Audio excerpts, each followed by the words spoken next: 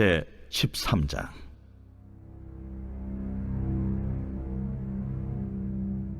여호와께서 모세에게 일러 이르시되 이스라엘 자손 중에서 사람이나 짐승을 막론하고 태에서 처음 난 모든 것은 다 거룩히 구별하여 내게 돌리라.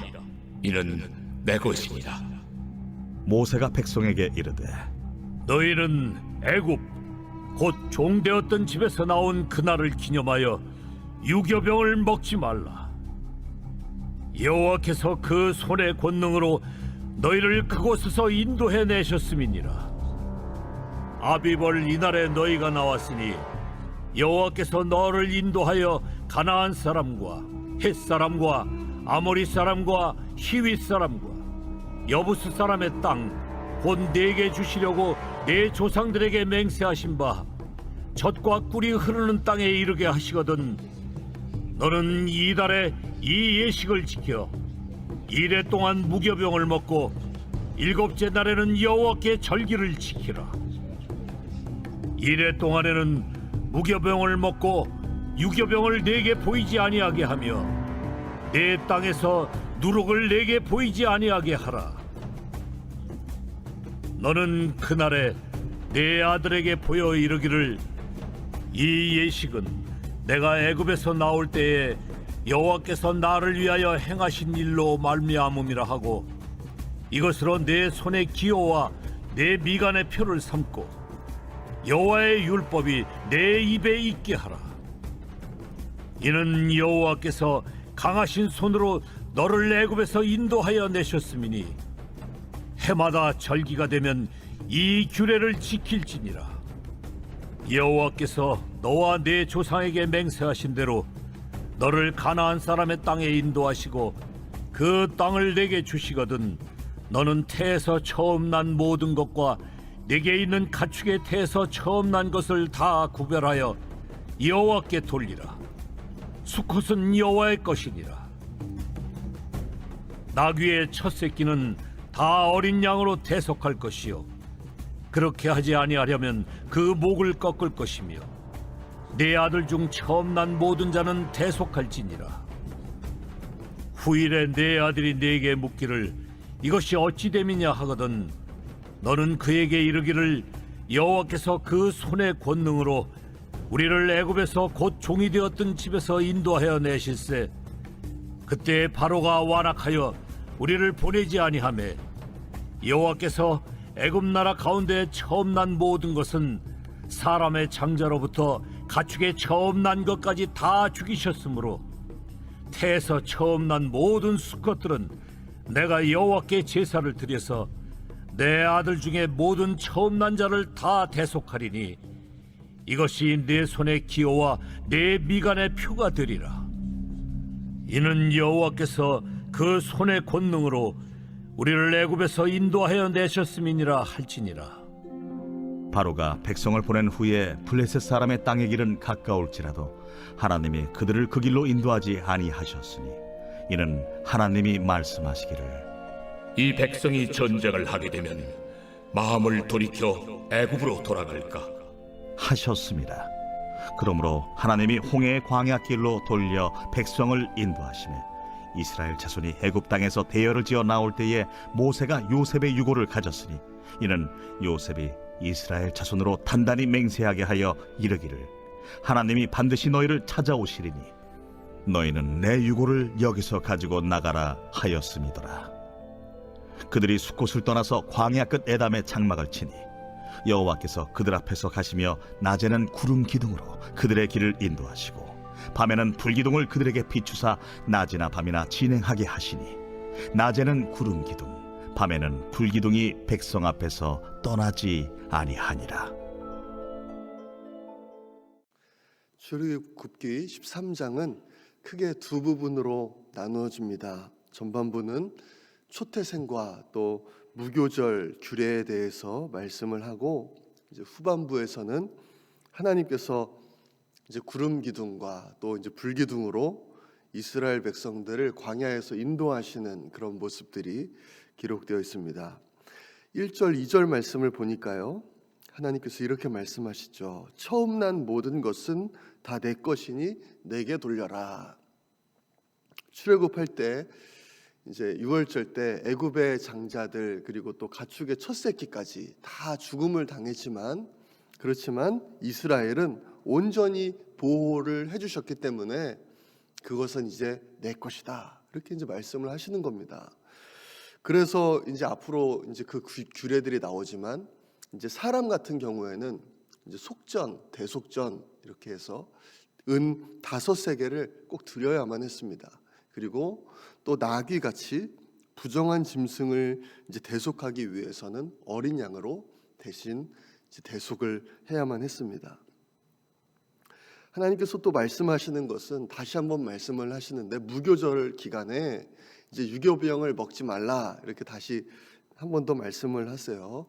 유교병은 이제 누룩을 가지고 부풀어서 이제 먹는 그런 빵인데 성경에서 누룩은 이렇게 좀 비유를 합니다. 이제 부패와 오염 이것이 부풀어 오르는 것이기 때문에 이제 부패와 오염을 상징하는데 이 유교병을 이 무교절 기간에는 먹지 말아라.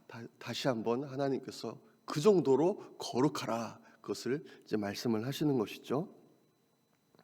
그리고 8절에서 14절 또 14절 말씀을 보면 이제 앞으로 훗날에 자녀들이 왜 이렇게 합니까? 왜 유월절 규례를 지키고 무교절 규례를 지킵니까? 라고 물어보면 그것을 반드시 말해줘야 된다. 하나님께서 그렇게 말씀하시는 거예요. 하나님께서 그 애굽 땅에서 종되었던 이스라엘 백성들을 어떻게 구원해 주셨는지 그것이 그 놀라운 그 하나님의 역사와 기적들 그 은혜의 체험들을 반드시 자녀들에게 알려줘야 된다. 그렇게 말씀하시는 것입니다. 이 말씀을 마치시고 이제 드디어 이제 약속의 땅 가나안을 향해서 이스라엘 백성의 행군이 이제 시작이 됩니다. 그런데 하나님께서 길을 인도하시는데 가까운 길로 인도하지 않으시는 거예요. 그 이유가 17절에 나와 있습니다. 바로가 백성을 보낸 후에 블레셋 사람의 땅의 길은 가까울지라도 하나님이 그들을 그 길로 인도하지 아니하셨으니 이는 하나님이 말씀하시기를 이 백성이 전쟁을 하게 되면 마음을 돌이켜 애굽으로 돌아갈까 하셨습니다. 애굽에서 가나안으로 가는 길은 이제 두 길이 있습니다. 첫 번째 길은 최단 직선 코스입니다. 그런데 이 길의 문제점은 무엇인가 하면 블레셋 땅을 지나가야 한다는 것이죠. 약 4일이면 갈 수 있는 아주 짧은 길인데 그런데 이 길에 그 블레셋 족속 아주 호전적인 그 족속이 있기 때문에 하나님은 이 길을 선택하지 않으셨습니다. 그 대신 광야를 통해서 가는 길을 선택하셨어요. 이 길은 거의 한 달이 소요될 만큼 아주 먼 길입니다. 그리고 또 광야입니다. 보통 사람 같으면 이 길로 가지 않을 거예요. 광야에서 어떻게 생활을 할 수가 있겠습니까? 저는 광야를 가보진 않았지만 영화 같은 곳을 보면 이제 낮에는 해만 쨍쨍해서 그 뜨거운 날씨, 밤에는 또 그 해가 지고 완전히 추운 날씨, 동물의 위험들, 광야는 사람들이 가지 않는 그런 곳입니다. 하지만 하나님께서는 이 이스라엘 백성들을 광야로 인도하시는 거예요. 이 블레셋 족속은 아주 강한 족속이죠. 군사력도 아주 많고 전쟁 경험이 하나도 없는 이스라엘에 비해서 전쟁 경험도 아주 많은 그런 족속입니다. 만약에 이 두 족속이 이스라엘과 블레셋이 만나서 싸우게 된다면 반드시 분명히 이스라엘 백성들은 출애굽한 것을 후회할 것이 분명하고 다시 애굽으로 돌아가자고 할 것이 분명하기 때문에 그것을 모든 것을 아시는 하나님께서는 이스라엘 백성들을 가장 좋은 길로 이렇게 인도를 해주시는 거예요. 19절 말씀을 보면까요, 이스라엘 백성들이 이집트를 떠날 때 가지고 가는 것이 있는데 요셉의 유골을 가지고 갑니다. 요셉의 유골. 이때 당시에 애굽에서는요, 이제 고위 관직에 있던 사람들을 이제 장례를 할 때는 미라처럼 이제 시신을 미라로 해서 이제 보관을 했다고 합니다. 그러니까 요셉의 유고를 가지고 갈 수가 있는 거죠. 요셉은요 350년 전에 그렇게 유언을 했습니다. 뭐라고 유언을 했는가 하면 하나님께서 반드시 출애굽을 시키실 것인데 그때 반드시 내 유고를 가지고 가라. 그것을 유언으로 남겼습니다. 이스라엘 백성들이 그것을 기억하고 이제 가지고 가는 것이죠. 여기서 우리는 요셉의 믿음을 한 번 더 볼 수가 있습니다. 요셉에게 하나님은 언약의 하나님입니다. 하나님께서 말씀하신 것은 반드시 이루시고 지키시는 그 하나님이시기 때문에 하나님 말씀하신 대로 하나님은 반드시 이스라엘 백성들을 출애굽하실 것을 믿고 자기의 유고를 가지고 가라. 그렇게 유언을 했던 것이죠. 이제 드디어 이제 이스라엘 백성들이 광야로 행진을 합니다. 그런데 그 광야로 행진을 하는데요, 하나님께서 다 예배를 해두셨어요. 21절 22절 말씀입니다. 여호와께서 그들 앞에서 가시며 낮에는 구름 기둥으로 그들의 길을 인도하시고 밤에는 불 기둥을 그들에게 비추사 낮이나 밤이나 진행하게 하시니 낮에는 구름 기둥 밤에는 불 기둥이 백성 앞에서 떠나지 아니하리라. 하나님께서 낮에는 구름 기둥 또 밤에는 불 기둥을 세우셨습니다.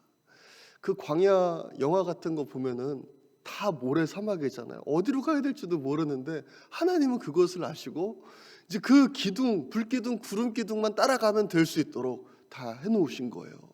그래서 낮에는 그 구름 기둥이 쫙 덮여서 뜨거운 태양을 막아주고 밤에는 또 불 기둥이 추위를 막아주고 동물이 습격하는 것을 또 막아주셨습니다. 이 구름 기둥, 불 기둥은 하나님께서 이스라엘 백성들과 함께 하신다는 이 아주 분명하고 명백한 증거였죠.